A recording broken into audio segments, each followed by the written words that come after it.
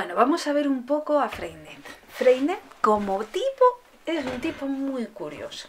Bueno, nació por los Alpes, ahí el 15 de octubre de 1896, pero en la zona francesa, no en la zona suiza.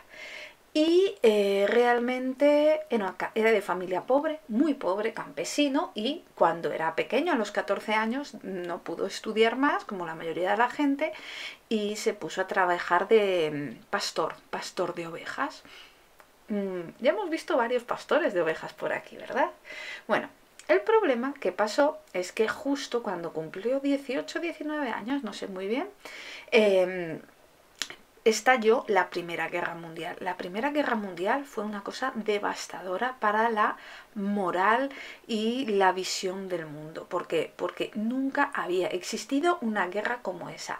Francia, Inglaterra, se habían olvidado de lo que era una guerra. Una guerra, se hacía más de una generación que no entraban en una guerra en su territorio, que nunca habían sufrido una guerra directa. Y pensaban que era otra cosa, una guerra. Se lo veían más medieval, más heroico, más... Y se encontraron una guerra brutal como nunca ha existido. Una guerra de trincheras, una guerra de pulgas, una guerra de hambre, una guerra de frío, de lodo, de tuberculosis, una guerra de bombas que destrozaba la cara de la gente, de destrucción del territorio, de tierra quemada, una guerra brutal. La gente no estaba preparado para eso, y mucho menos niños de 18 años como era Freinet cuando fue allí.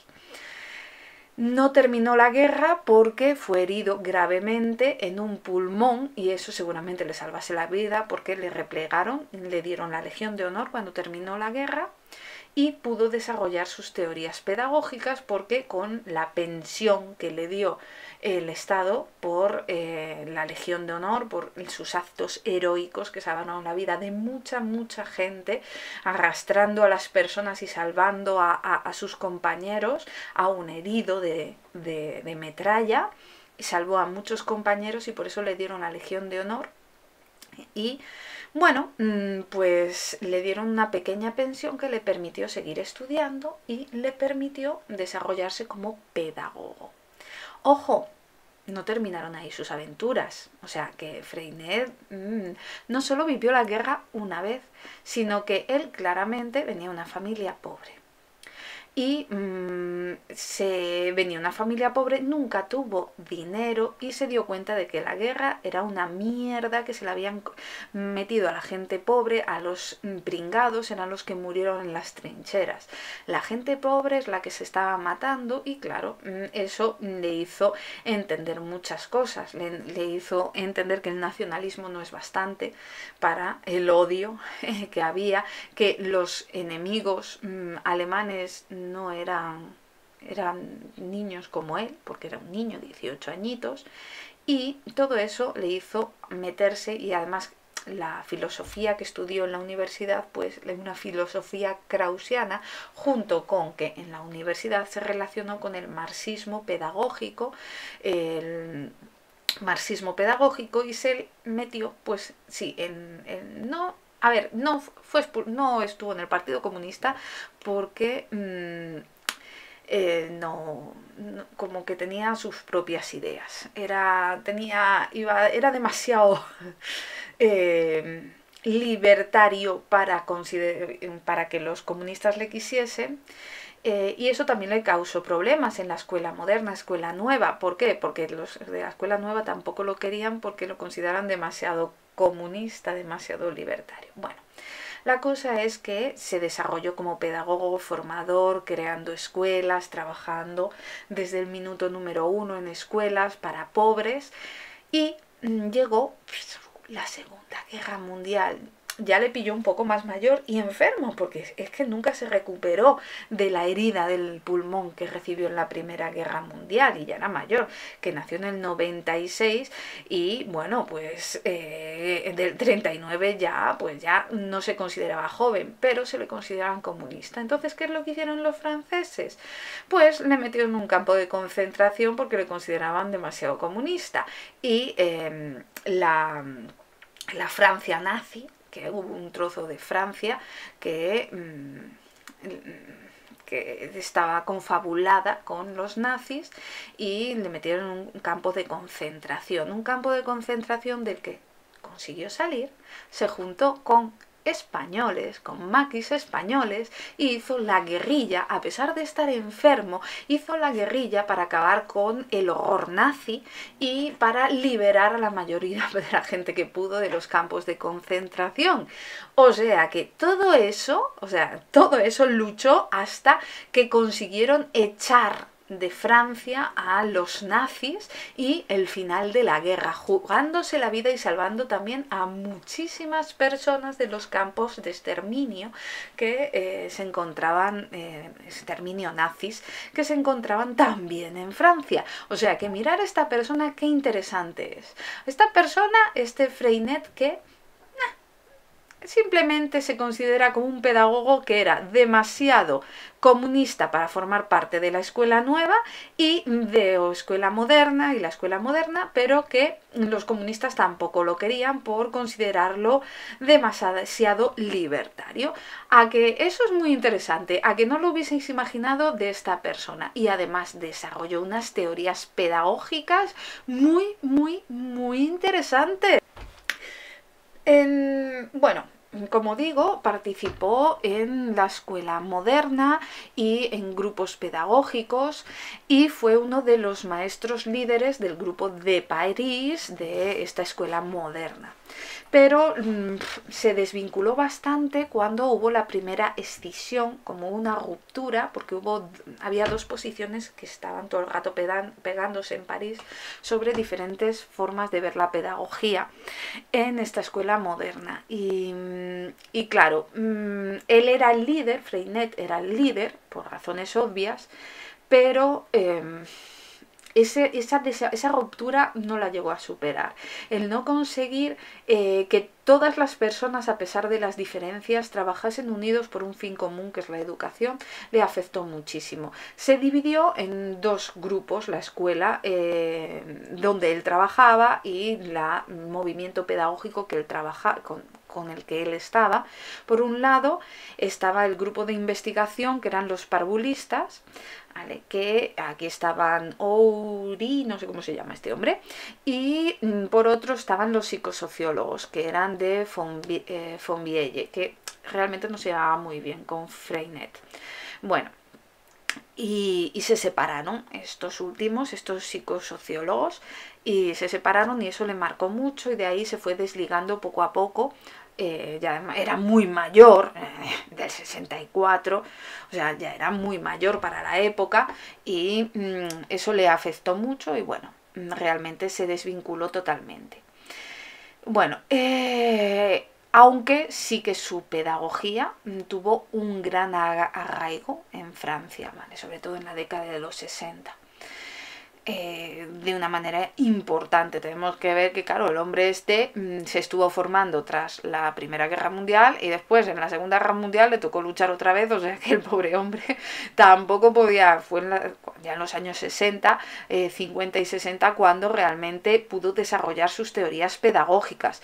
Su pedagogía se basa en la individualización, ¿vale? Que cada persona es un puto mundo, es un mundo diferente, que me dicen que digo muchos tacos, vamos a reducir el número de tacos, cada persona es un mundo, y que hay que conocer a las personas, ¿vale? Que se les está dando clase, que tienen su personalidad diferente, y tenemos que intentar adaptar la enseñanza a la personalidad del niño, sus necesidades, sus curiosidades, enfocarlo para que aprenda lo que mejor se le da. O sea, que enfocarlo en lo que se le da bien. También tanteó, por supuesto, las actividades, lo experimental, la autonomía, que aprenda por sí mismo a partir de la experimentación, que tú le pongas una idea o un experimento y él pueda tocarlo, entenderlo, analizarlo. Por medio del ensayo y error, o sea, en eso era muy parecido a Dewey, aunque las ideas comunistas y libertarias de Freinet no creo que le hiciesen mucha gracia, la verdad, a Dewey. Bueno, hablaba de la cooperación entre los niños, enseñar a participar, a cooperar, a socializar, para que entendiesen lo que es la democracia, para que entendiesen que somos seres sociales y que tenemos que aprender a convivir unos con otros. Para evitar cosas como la Segunda Guerra Mundial o los campos de exterminio que sufrió él. Promueve la socialización, la democracia, la responsabilidad. Ojo, esto es una cosa que es uno de los pocos, de los profesores que están hablando aquí, que lo consideraba importante, el sentido de la responsabilidad de tus actos. Ojo, eso es una idea que no lo tenían el resto. Habla de escuela de la vida y de la funcionalidad. Vamos a ver algo que decía este Celestín Freinet. Es el alumno mismo quien se debe educar y crecer con la ayuda de los adultos. Nosotros desplazamos el axis educativo, el centro de la escuela no es el maestro, sino el alumno. No debemos buscar más comodidad del maestro ni sus preferencias. La vida del niño y sus necesidades, sus posibilidades, son la base de nuestro método de educación popular. Ojo, estas son las ideas que comparten muchos de los que hemos visto, como que el centro es el alumno y tiene que descubrir por sí mismo. Pero ojo, hace hincapié en una cosa que a muchos se les olvida, que el centro no es el maestro y que muchas veces vamos por la comodidad y las preferencias del maestro, y esto no debe ser así. También es porque era una persona 10, ya veis qué tipo de persona era, una persona cojonuda que salvó a mucha gente. Y cuando digo salvó a mucha gente, lo digo la vida de mucha gente directamente. Vamos a ver ahora la educación socialista. La educación socialista se basa en las teorías marxistas de Engels y Marx, ¿vale? Que eran de la Renania, ahora no me acuerdo exactamente, por Alemania, vamos, eran alemanes pero acabaron viviendo en Inglaterra casi toda su vida. Engels de una familia acomodada y Karl Marx de una familia justica. ¿Vale? Justica, no era pobre pero tampoco era rico. De hecho, Engels mantuvo toda su vida a Marx. Y realmente no hicieron ningún libro específico de educación, pero realmente tocaron todos los palos. El materialismo histórico, su materialismo histórico y sus ideas del materialismo histórico han influido en prácticamente todos los ámbitos del conocimiento, desde economía hasta historia y por supuesto también a la pedagogía. Todo ello se puede ver en su gran obra El Capital, y de ahí vamos sacando pequeños retazos de cómo se debe educar según ellos, y las teorías fueron después desarrolladas por otros pensadores y pedagogos como Gramsci. Y bueno, veremos algunos más. Realmente estaban en contra de considerar la educación unilateral como se llevaba dando hasta ahora, donde el profesor hablaba y los alumnos simplemente escuchaban, aprendían y ya está, sino que se pretendía una educación omnilateral, o sea, aquí lo dice, omnilateral, no sé, bueno, es la palabra que ponía el libro, pero no sé, multilateral sería mejor. O sea, una formación total, completa, integradora del individuo, que conociese el mundo en su totalidad y, por supuesto, que considerase a todas las personas iguales. En igualdad de circunstancias, igual para todos. O sea, que no puede haber una educación para unos y otra educación para otros. No, que todos, desde el principio, que se estudien juntos. Pues si queremos que todas las personas sean iguales, pues la base tiene que estar que todas las personas estudien igual. Eso es una idea básica. La base de la teoría de la educación de Marx y de todo realmente es que, bueno, ellos dicen así: los hechos son la base de la teoría, pero las teorías deben cambiar los hechos. O sea, que nosotros de la experiencia, de lo que vemos, sacamos teorías. Y que estas teorías deben cambiar los hechos. O sea, yo veo la realidad es así y pienso cómo debe cambiar. Se saca una teoría de cómo debe cambiar ese hecho para ser mejor, esa situación para ser mejor. O sea, que de la teoría cambia a su vez los hechos. Es como un continuo bucle que vamos mejorando a partir de las teorías. Bueno, lo que busca es el sistema socialista defiende la propiedad social, no la material o colectiva, de los medios productivos y rechaza la propiedad privada. Vamos, que realmente las empresas, las fábricas y demás deben ser de las personas. De la sociedad, de las personas, que después el comunismo dijo del Estado y que el Estado redistribuye. Bueno, y rechazan, o sea, que no haya una persona que sea rica y que los demás trabajen para él porque son los que tienen las herramientas, esos ricos son los que tienen las herramientas, las empresas, las fábricas, las máquinas para poder trabajar. Y que después rechaza la propiedad privada, que se debe redistribuir los bienes según las necesidades. Bueno, es la antítesis del capitalismo, bueno, más o menos. Ahí no estoy muy de acuerdo, más o menos primos hermanos, que es el sistema basado en el libre mercado. Eso sí, está totalmente en contra de la privatización de los recursos y del libre mercado como se entiende hoy en día, del neoliberalismo. Vamos, que odian a los neoliberalistas y a los liberalistas a principio de arriba abajo.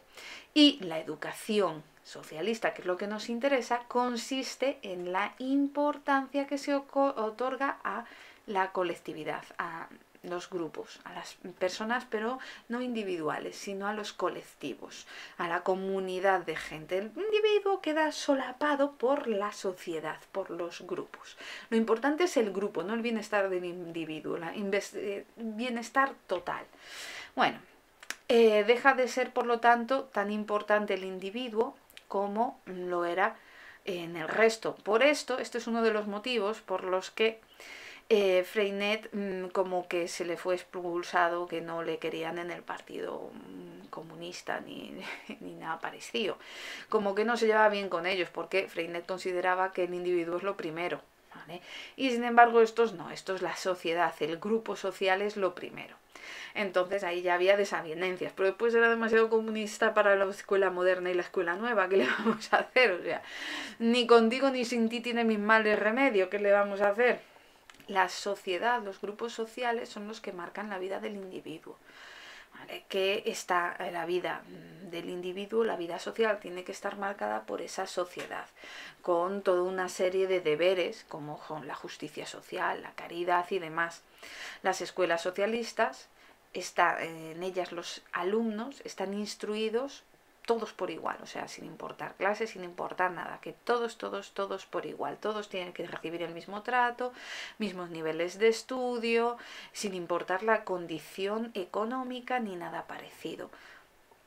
Y ligados a estas teorías, pues hay personas como Makarenko, Gramsci italiano, muy importante, Suchomilski, y Bourdieu, Passeron, Baudelot, Althusser también, se me había olvidado Althusser, realmente todos ellos, que lo que hicieron fue una refundación, revisaron las teorías educativas basándose en las ideas de Marx y de Engels.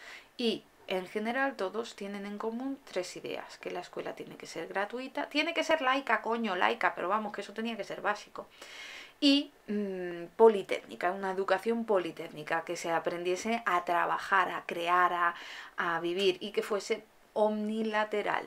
Polivalencia, omnilateral, vamos, que se aprenda de todo, por todos los lados, aunque ya no estaba tan centrado en el individuo y por lo tanto a los intereses. En vez de omnilateral también hablan de polivalencia de la preparación, o sea, que se prepare para todo. Bueno, tiene tres aspectos. Por un lado, tienen que trabajar la educación intelectual, por otro, la física, que también tenía mucha importancia, y las capacidades de creación, de construcción, de trabajo que tienen las personas. Reniega, por supuesto, de la Iglesia, tiene que ser laica, tiene que ser mixta, o sea, eso de separar niños y niñas lo considera una gilipollez, y tiene que ser gratuita.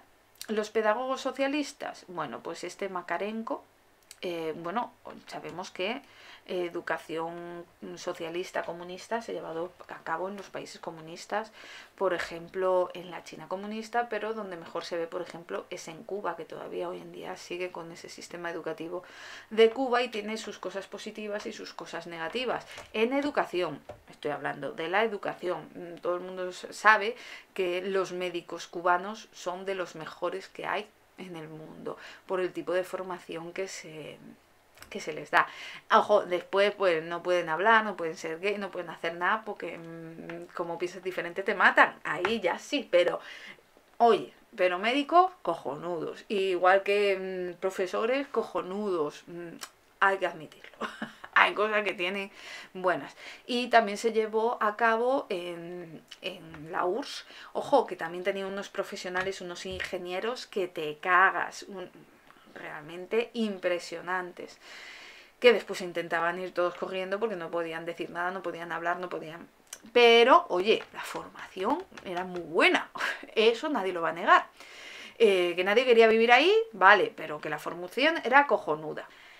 Makarenko dirigió colonias escolares, una de ellas, la más famosa, la Gorky, que formaba niños y jóvenes delincuentes y ofreció, bueno, que era una cosa bastante novedosa porque la URSS, en toda la Unión Soviética, pues había muchas colonias escolares para diversos lugares donde bueno, no, que no eran ciudades, el campo y demás, pero esa era especialmente complicada porque era para niños que se consideraban delincuentes, que vete tú a saber qué era lo que se consideraba delincuente, ¿vale? Pero realmente la formación que les daba era una formación muy completa y que parece ser que tenía muy buenos resultados, ¿vale? En la colonia Gorky se trabajaba mucho la cohesión social, o sea, el sentimiento de que todos formaban parte de algo, de que eran una unión, que tenían que trabajar todos a una como Fuenteovejuna, pues eso. Y en esta colonia realmente los jóvenes y niños que estaban tenían que hacerlo todo, porque se autosustentaba. Tenían que cultivar, tenían que hacer de todo para mantenerse, tenían que limpiar, tenían que hacer muchísimas cosas.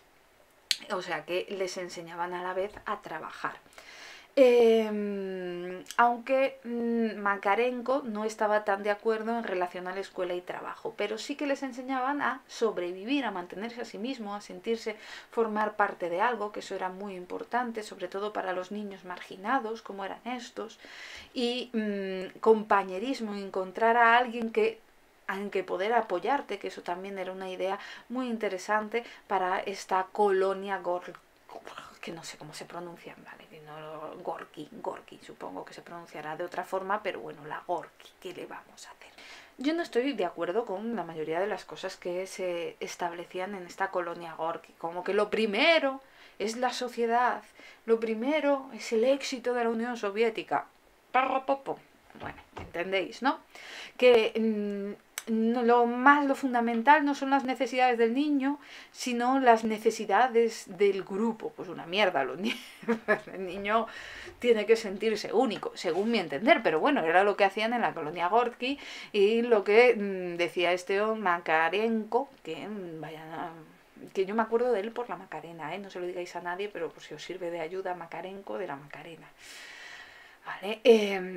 Y que fomentaba mucho la fuerza de voluntad, ¿vale? Y la disciplina, muy disciplinario, ¿vale?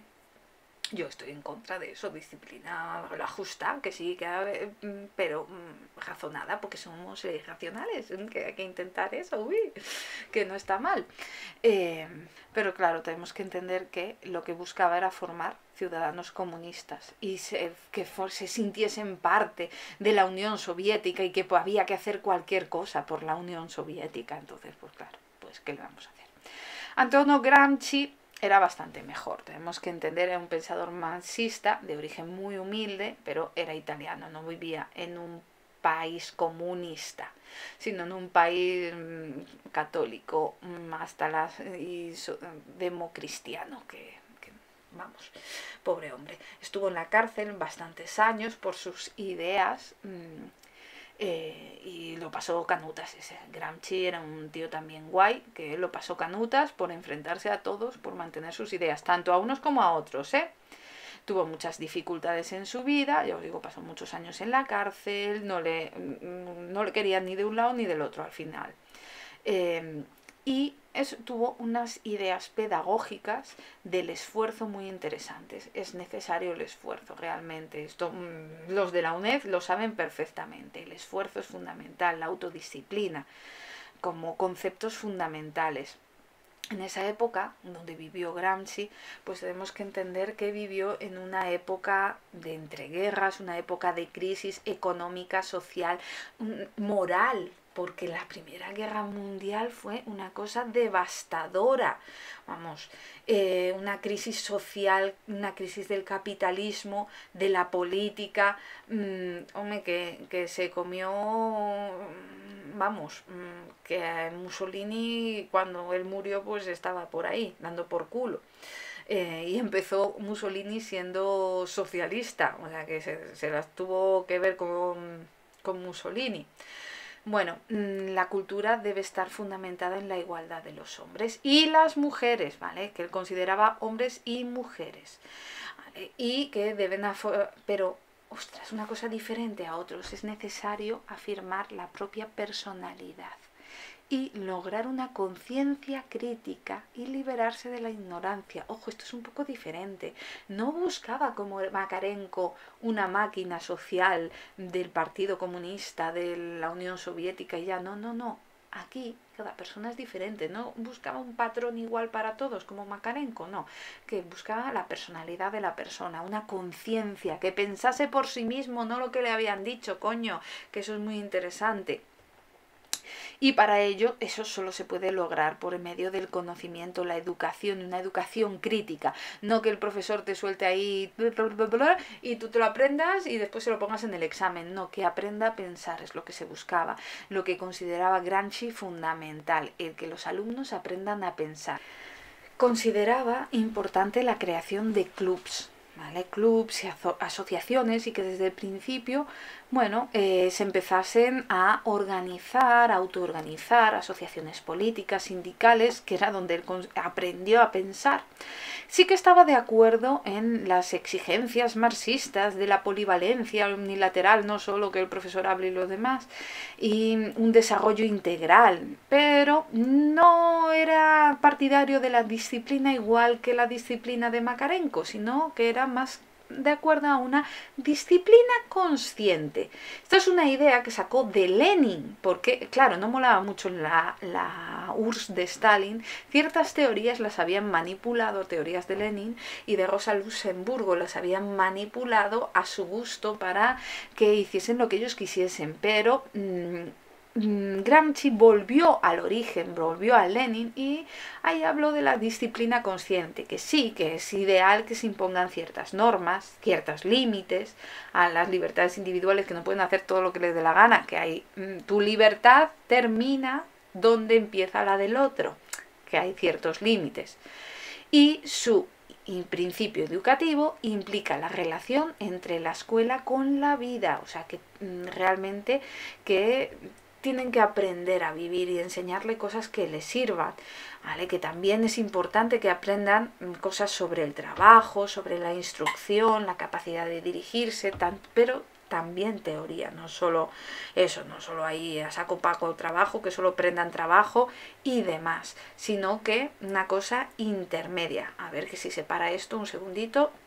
Buscaba que los alumnos aprendiesen también a pensar, o sea, no solo a trabajar, que eso era una parte importante, y que había una rama de la enseñanza que tenía que tener un carácter humanístico, intelectual, no solo del trabajo, ¿vale? No solo de disciplina y demás, sino carácter también humanístico. Y el profesor tiene un papel que es importante, ¿vale? Que es como el que guía, que es el que nos va a guiar en el aprendizaje.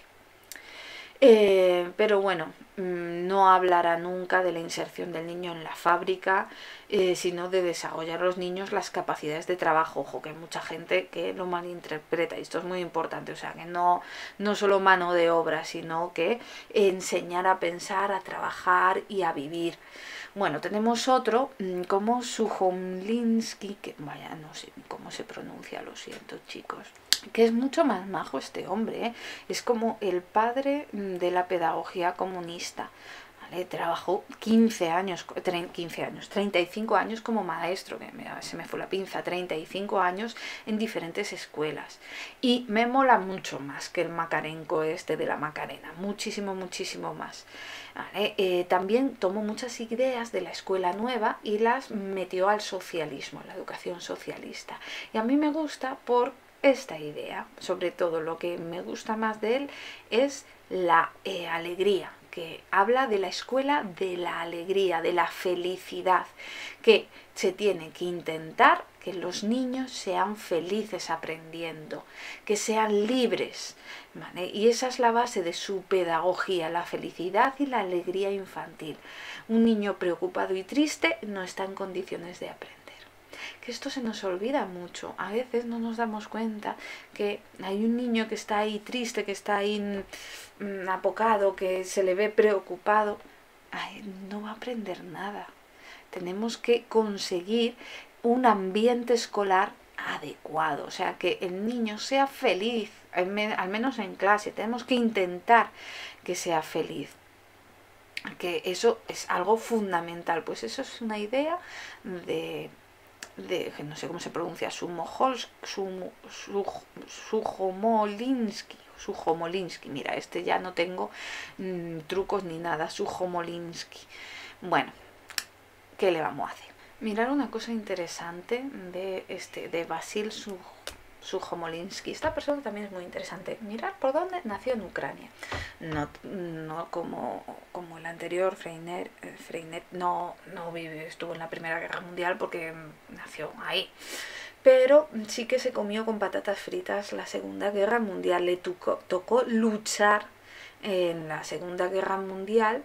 Después de haber terminado sus estudios de magisterio, en vez de poder enseñar, tuvo que matar el pobre hombre.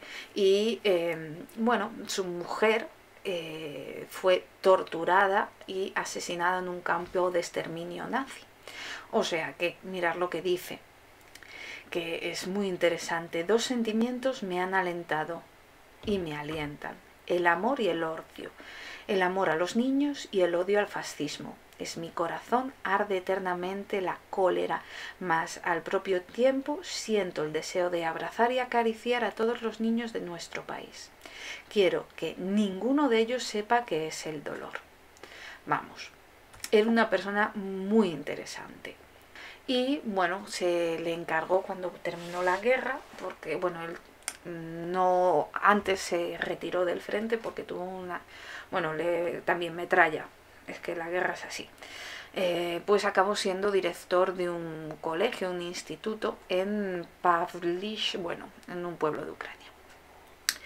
Y ahí desarrolló todas sus teorías pedagógicas y la idea de que los niños sufriesen ese odio, esa cólera, comprendió que no era forma de vivir para ellos, que lo que había que vivir era en felicidad y en libertad.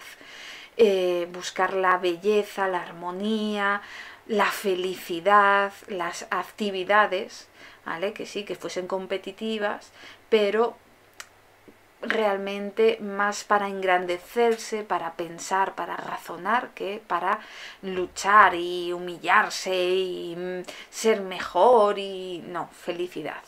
Mirar, esto me parece súper interesante de su pedagogía.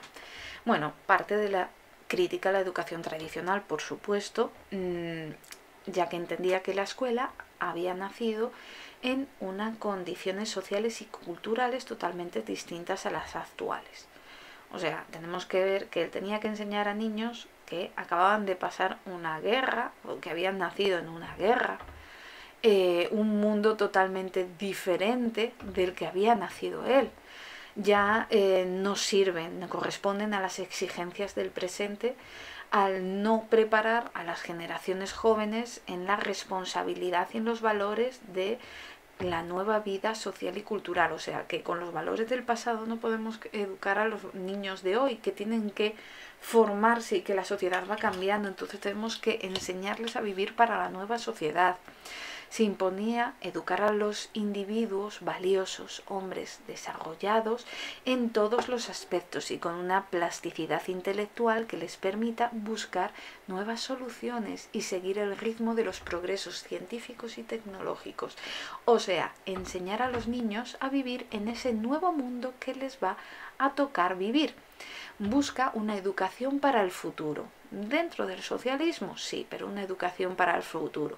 Tampoco creo que fuese la alegría de la huerta para los comunistas, pero bueno, le tocó vivir esa época y ¿qué le vamos a hacer? Tuvo que trabajar en esa dictadura. Pero sus teorías eran de cuidar a los niños, de formar a los niños para el bien, para crecer, para engrandecerse a sí mismos y a todos. Y para terminar con el socialismo, pues la última dimensión del señor este, que no sé cómo se dice, dimensión de esta pedagogía es la combinación e integración de la enseñanza de tipo general y la profesional. El trabajador debe estar preparado para abandonar su especialidad y enfrentarse a otro tipo de trabajo. Bueno, y integrar la escuela y la vida y la actividad pedagógica, no limitarse solo a los niños, sino que debe incluir también a los jóvenes y a los adultos. ¿Vale? La educación continua también era una idea importante. Y así llegamos a una pedagogía totalmente diferente, a la pedagogía libertaria, a la pedagogía antiautoritaria, donde está otro de mis favoritos, que es, aquí está, el español Ferrer y Guardia, que fue fusilado en España en 1909. Un pedagogo asesinado, y otro que seguro que conocéis todos por sus obras maestras de la literatura, que es León Tolstoy, que realmente muy interesante la vida de León Tolstoy desde la aristocracia, de donde venía, y bueno, una vida súper interesante. Bueno, vamos a ver este Tolstoy primero, porque Tolstoy es una persona, una persona única. Familia aristocrática. Su padre era conde, su madre era condesa, de diferentes condes y condesas de estas cosas, ¿no? Era cristiano, católico, no cristiano, y además de eso era anarquista radical, de familia rica, aunque claro, hasta que no heredase, pues hubo momentos en que estaba en quiebra. Además, cuando era joven, le encantaba apostar, muy capullo, no paraba de apostar, estuvo en quiebra y era como la oveja negra de la familia, oveja negra, por eso era anarquista. Y estalló la guerra de Crimea, su hermano era militar y le dijo: vente conmigo, ya que no haces nada, vente conmigo a la guerra de Crimea. Y sin ser militar, se fue a la guerra de Crimea. Date, sí que se fue a la guerra de Crimea y estuvo en la guerra de Crimea, y después de ir, venir, de acompañar, realmente hacía de camionero, llevaba a los heridos de un lado a otro y se iba a un balneario de vez en cuando porque tenía reuma. Bueno, y allí escribió sus obras. Bueno, cuando volvió, basado en su experiencia, escribió La Cosaca, Guerra y Paz, Ana Karenina, que todo el mundo conoce. Realmente era único. Acabó heredando muchísimo, murió en 1910, antes de que estallase la Revolución Rusa. Y bueno, realmente era muy rico y se casó con una mujer ya un poco más mayor que se llamaba Sofía y tuvo unos cuantos hijos, pero él se imbuyó en el naturalismo, creía en la necesidad de que todo el mundo hablase esperanto, y decía que era anarquista, entonces quería deshacerse de todos sus bienes. ¿Y qué hizo? Pues creó una escuela en su pueblo, una escuela que pagó él. Acabó separándose de la mujer porque él se negaba, o sea, él quería donar todos sus bienes a la sociedad, al pueblo, y la mujer decía, sí, mis hijos, ¿qué? La mujer le pareció fatal, entonces hizo que él se quedó sin ningún bien porque se los quedó toda la mujer. Eso os digo todo. Y para sus hijos, y bueno, creó la escuela de Yasnaya Poliana, que es el lugar donde vivía. Y es la escuela más curiosa de todos los tiempos modernos. Una escuela libertaria. Bueno, y Tolstoy escribió, tenemos que entender que Tolstoy es uno de los padres del realismo, de la literatura realista, uno de los mejores escritores del mundo, es la puñetera bomba. Ninguno de los niños lleva a la escuela nada consigo, ni libro ni cuaderno. Nunca se le impone deberes que cumplir en casa. Y no solo el niño no lleva nada en las manos, sino que tampoco lleva nada en la cabeza, nada de lección. No está obligado hoy de lo que ha hecho ayer. No se tortura el entendimiento para la lección que va a seguir. No lleva más que a sí mismo la naturaleza impresionable y la certeza de que la escuela le será hoy tan alegre como ayer. Otro que habla de la alegría, mira tú por dónde. No piensa en la clase hasta el momento en que ésta comienza. Nada de recriminaciones, con un retraso, y todo el mundo llega a la hora, fuera de algo, salvo que pasa alguna cosa de fuerza mayor. A alguien a veces su padre retiene para algún quehacer, algún mayor, o quien se le ve entonces correr a galope a clase. Realmente ahí los niños iban porque se lo pasaban bien, no solo porque aprendían, no solo porque era una obligación importante. Tras este pequeño parón técnico, porque vosotros no lo sabéis, pero a mí cada uno de estos vídeos me lleva como 5 horas y se me paró la televisión, perdonad. Vamos a ver. Seguía diciendo, ni existen lecciones ni existen deberes, cada niño se sienta donde le parece. La escuela no educa, no impone nada, sino que instruye. La educación incumbe a la familia, pero no a la escuela, porque, a juicio de Tolstoy, ningún hombre tiene derecho a dirigir la educación del otro. Interesante, ¿no? Bueno.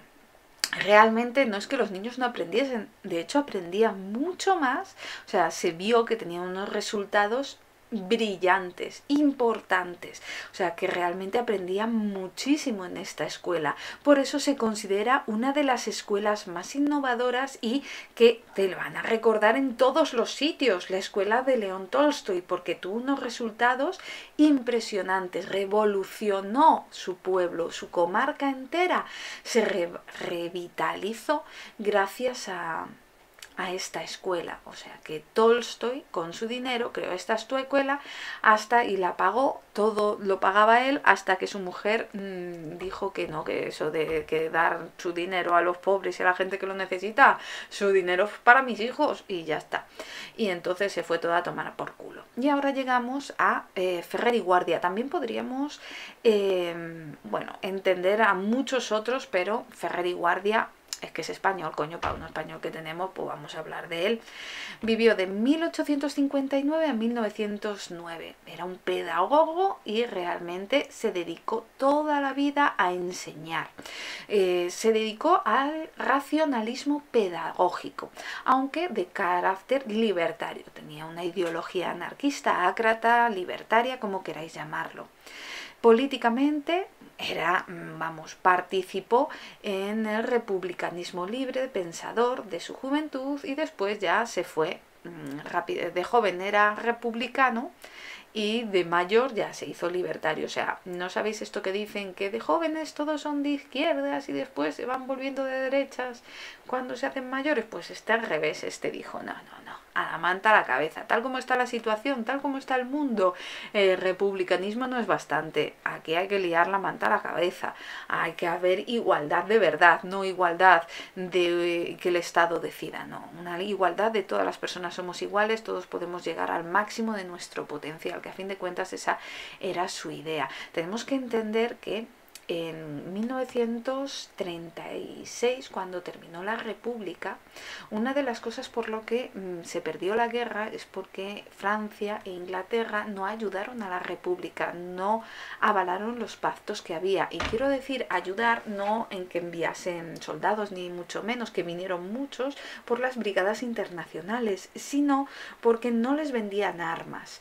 No les vendieron armas, entre otras cosas, por el miedo al comunismo, pero más aún el miedo al anarquismo, en tanto que había muchos más afiliados a sindicatos, a la FAI, a la CNT, a grupos como Mujeres Libres, que les daban mucho más miedo que una dictadura fascista.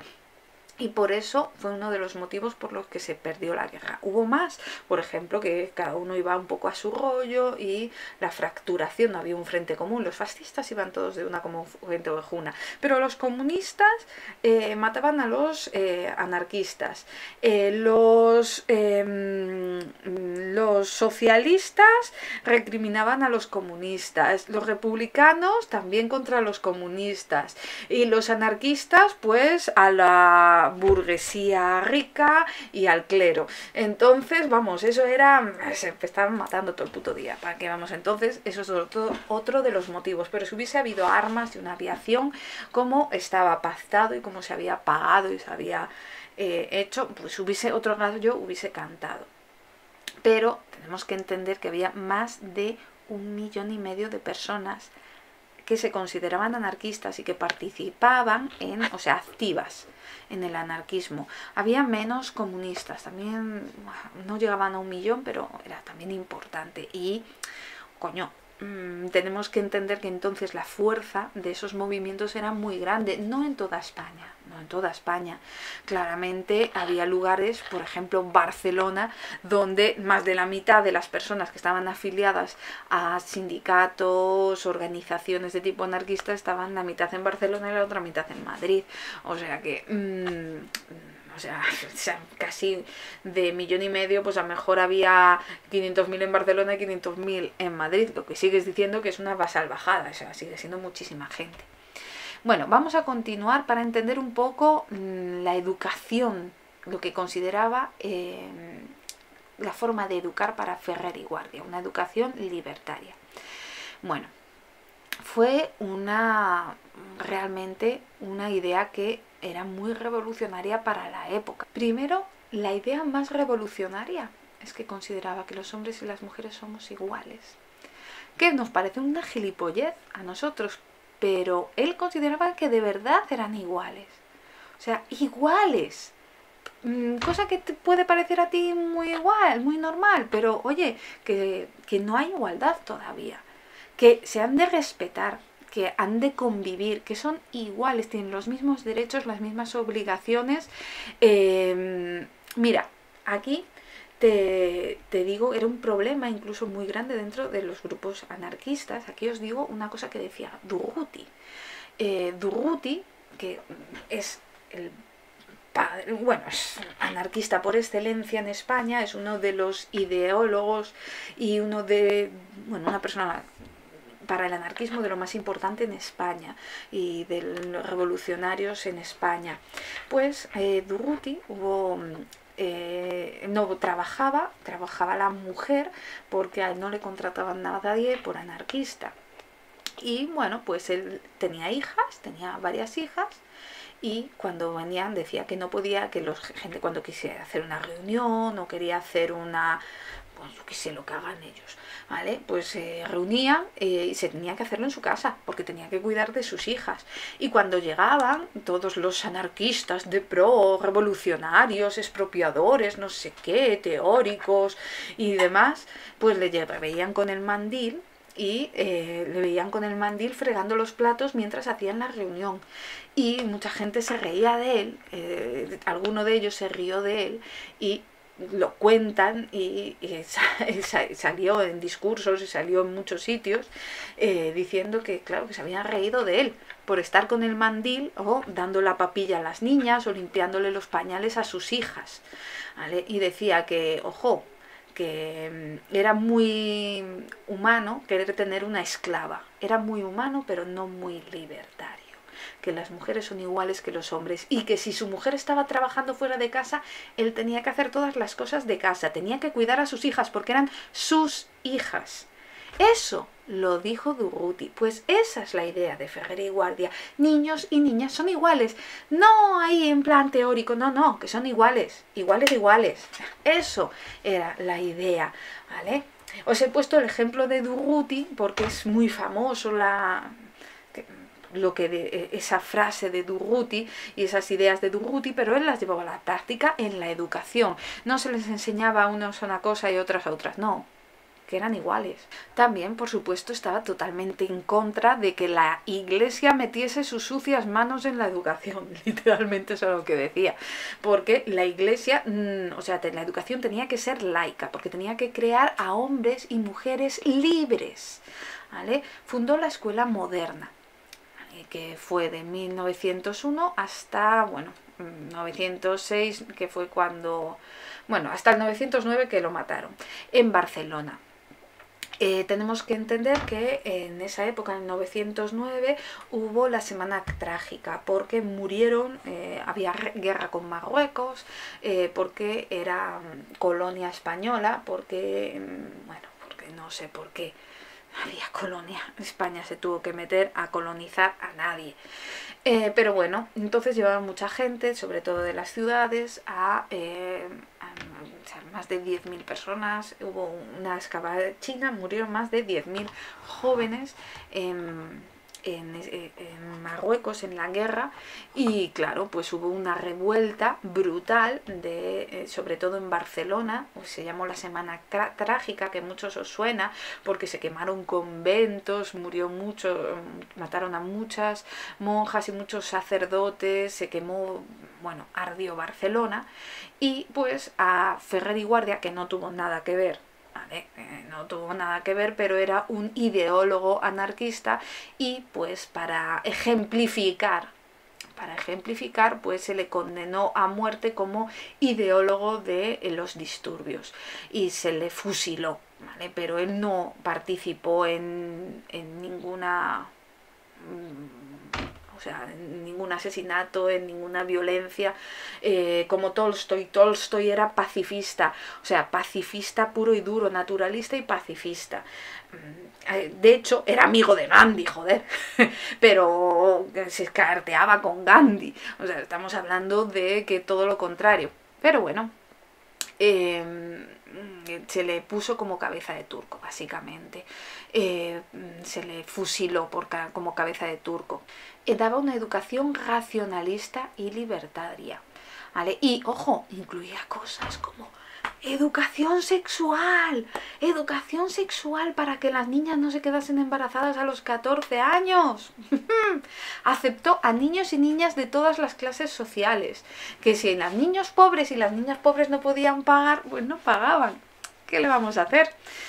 Hasta su clausura en 1907, bueno, hizo coeducación, hizo una universidad popular para adultos, hizo recitales, teatros, exposiciones.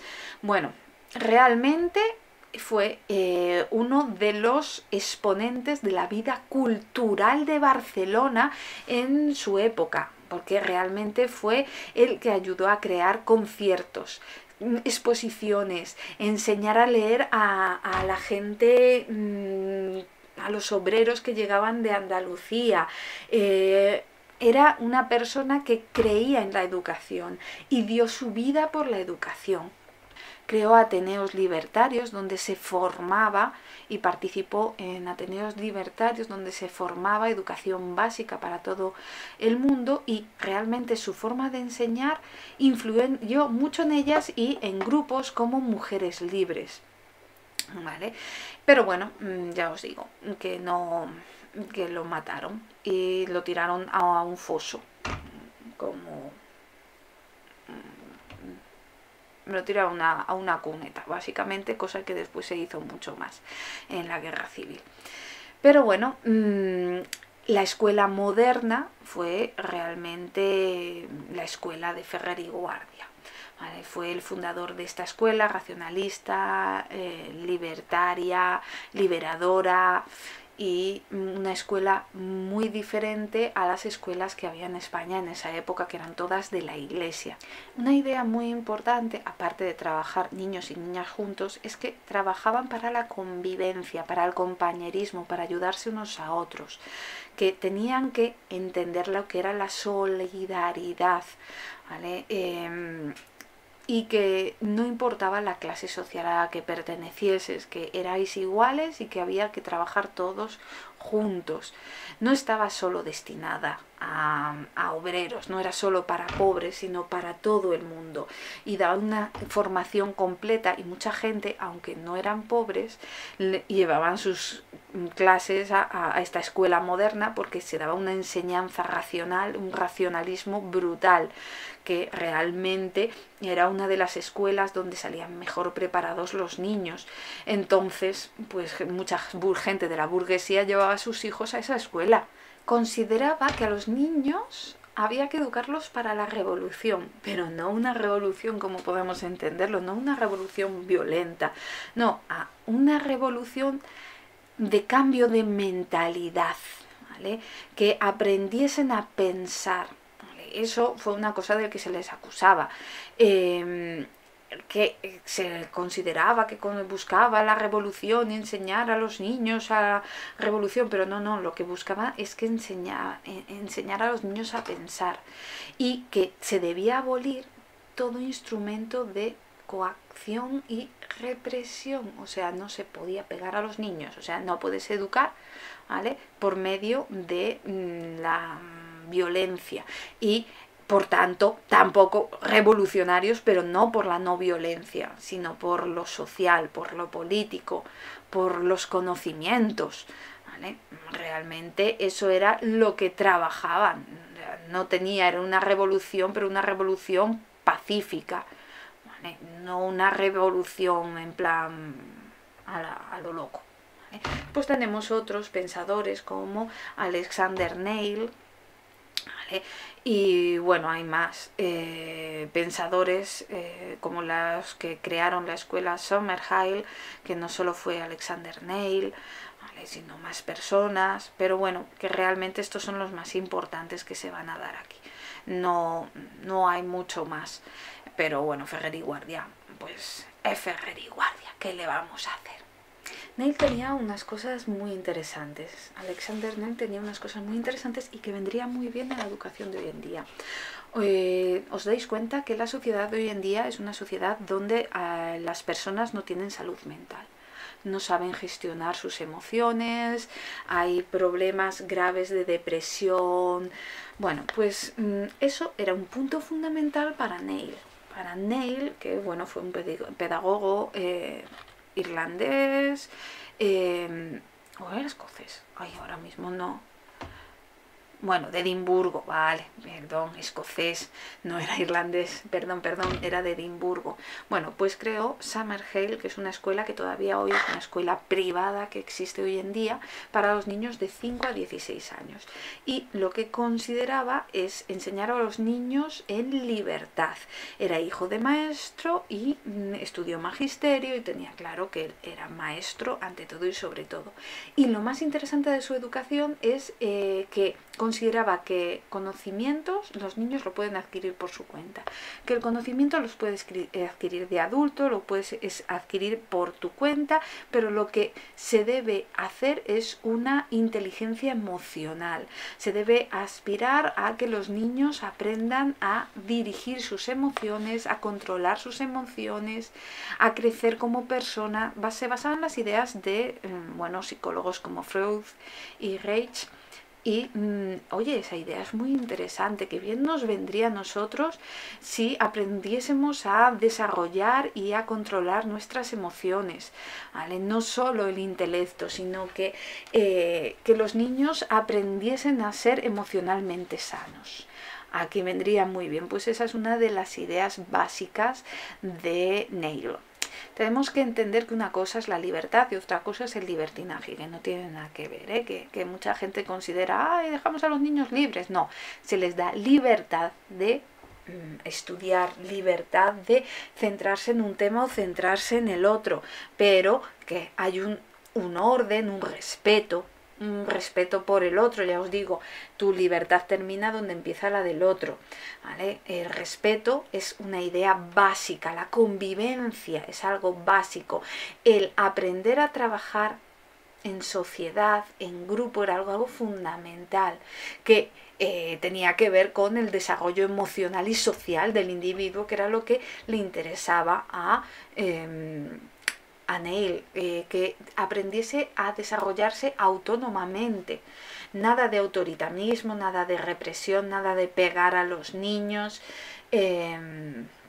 Pero bueno, por supuesto, estudiar a los niños y niñas, que no solo la educación debía ser para unos, y tenía ciertos toques naturalistas de Rousseau, como aprender de la naturaleza, de la exposición a lo natural, aprender de los intereses y sin violencia, ¿vale?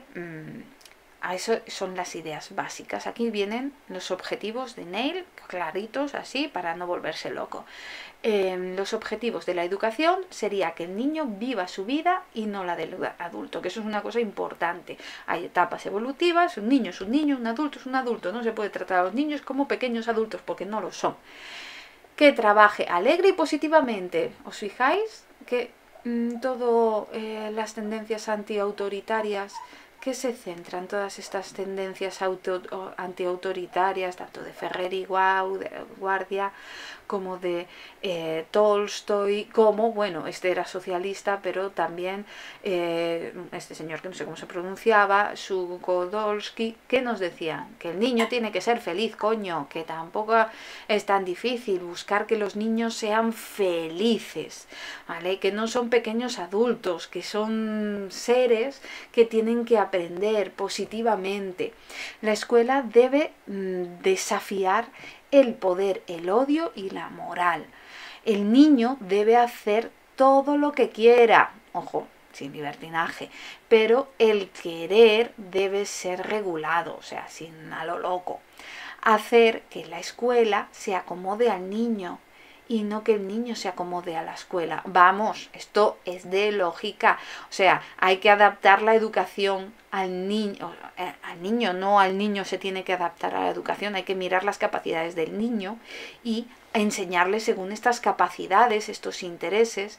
Cada alumno elabora su propia guía de estudio, su propio plan de estudio, según sus intereses y según lo que es mejor. Si el niño se le da bien las matemáticas, pues que el niño estudie matemáticas. Si al niño se le da bien la ingeniería, pues que trabaje más la ingeniería. Si le da bien la historia, pues que estudie más historia. Que no se olvide del resto, pero que se centre en lo que le va bien. Y también vivir en sociedad, convivir, ¿vale? Que haya libertad individual, que sepan gestionar su propia libertad, que no haya violencia, sin rencor, ¿vale? Que aprendan a autorregularse, a entender sus sentimientos, que no son malos los sentimientos que tiene, a entender cómo afrontar los miedos, cómo quitarse el odio y la intolerancia, todo eso. Así decía, mi tarea primordial no es la reforma de la sociedad, sino hacer felices a unos pocos niños. Ojo, muy interesante.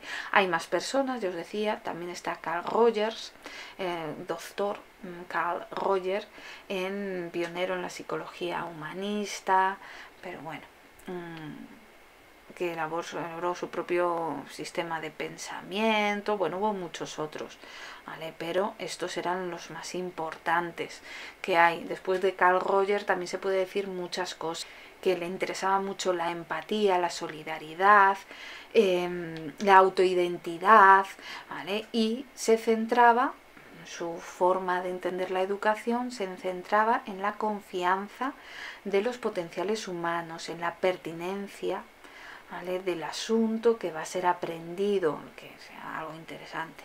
Aprendizaje participativo, autoevaluación, autocrítica, aprendizaje por medio del propio aprendizaje, y que los alumnos tenían que aprender aquello que había sido escogido como mejor para ellos. Este era un poco diferente a todos los demás.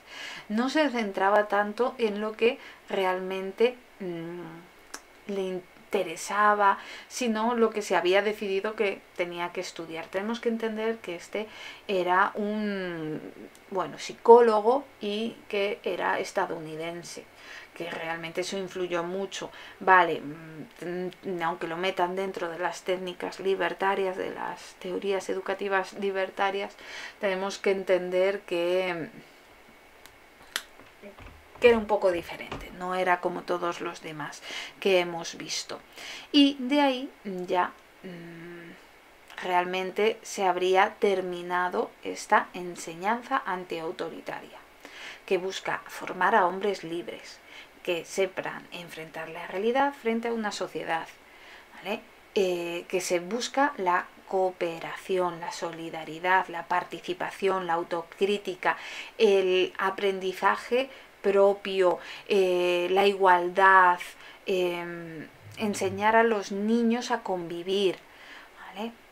El trabajo es manual, es un principio fundamental de la pedagogía, y la capacidad social y formativa, la metodología de autoenseñanza, y que los estudiantes tienen diferentes niveles, uno preparatorio y otro superior.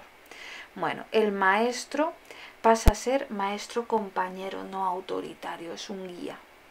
Y así tenemos otras teorías, las teorías personalistas, que ya se terminaría con las teorías personalistas, y por último la descolonizadora.